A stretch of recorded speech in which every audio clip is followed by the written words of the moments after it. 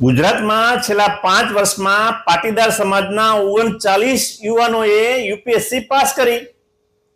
SC ST ઓબીસીના કેટલા લોકોએ pass કરી? પાટીદાર સમાજે શિક્ષણને મહત્વ આપ્યું જેથી તેના બાળકો શિક્ષણમાં આગળ છે. એસસી એસટી ઓબીસીના લોકોએ મંદિરને મહત્વ આપ્યું, યાત્રાને મહત્વ આપ્યું. જાત્રા જતા લોકોને તમે ઉભા રાખીને પૂછશો કે તું કઈ જ્ઞાતિનો છો, તો તેમાં બ્રાહ્મણ, ક્ષત્રિય, વૈશ્ય કે પાટીદાર ક્યારેય નહીં મળે. ઓબીસીના, એસસીના અને એસટીના લોકો જશે. એમાં સૌથી વધારે ઓબીસી સમાજના હશે. આખા દેશમાં ઓબીસી સમાજને ચાલતા કરી દીધા છે. પાવાગઢ હોય, ચોટીલા હોય, અંબાજી હોય, સોમનાથ હોય. અરે મૂર્ખાઓ, ક્યારે સમજશો?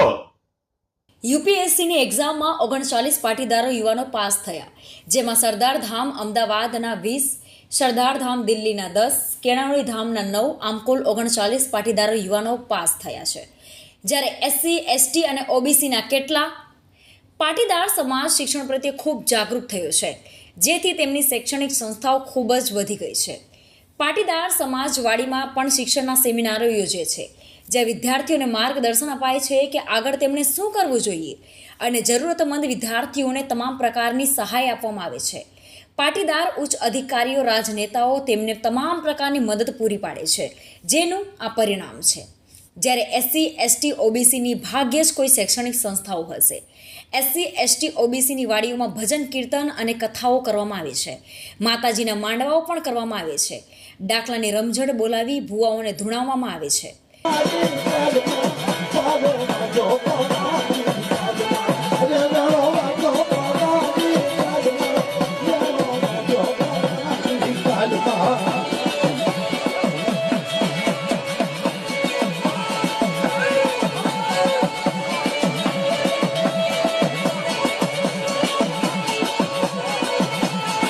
માયે ખાંડું ને ખાપર મીઠું રે, માયે ખાંડું ને ખાપર વિક્રમસિંહના તમે દીકરા ગંગા બાના સબો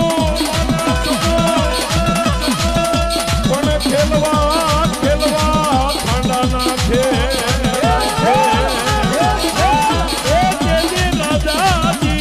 તેજાજી થયા સાવધા.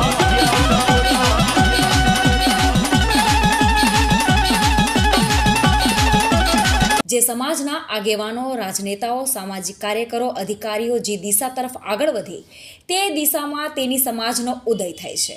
પાટીદાર સમાજે શિક્ષણની દિશા પકડી તો તેનો સમાજ સામાજિક, આર્થિક અને શૈક્ષણિક રીતે ખૂબ ઉપર આવી રહ્યો છે. પાટીદાર સમાજના સંતો, મહંતો પણ શિક્ષણમાં આગળ વધવું જોઈએ તેવી સલાહ આપે છે. જ્યારે એસસી, એસટી, ઓબીસીના સંતો મંજીરા વગાડવાની સલાહ આપે છે, અને એસસી, એસટી, ઓબીસીના સંતો વિચારે કે હું કેમ મોટો ગુરુ બની જાઉં, મારા હજારો શિષ્ય હોય, મારો આશ્રમ ખૂબ પ્રખ્યાત અને મોટો હોય તેવા સપનાઓ જુએ છે.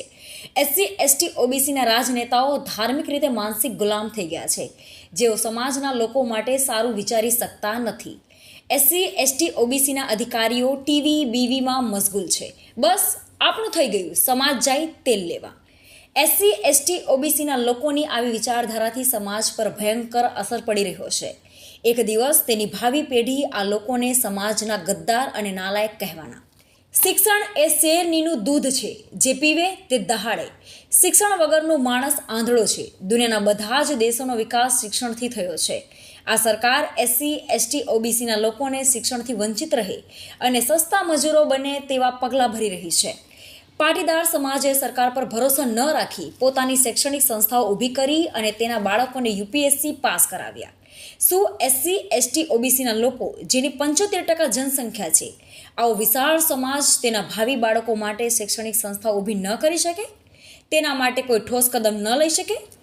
સમાજના જાગૃત લોકોએ સમાજ પ્રત્યે ઉદાસીનતા દાખવનાર એવા નાલાયક લોકોની સાણ ઠેકાણે લાવવા, જાગૃતિ ફેલાવવા આગળ આવવું પડશે. નહીં તો આ સમાજ કંગાળ અને ગુલામ બની જતા કોઈ અટકાવી શકશે નહીં.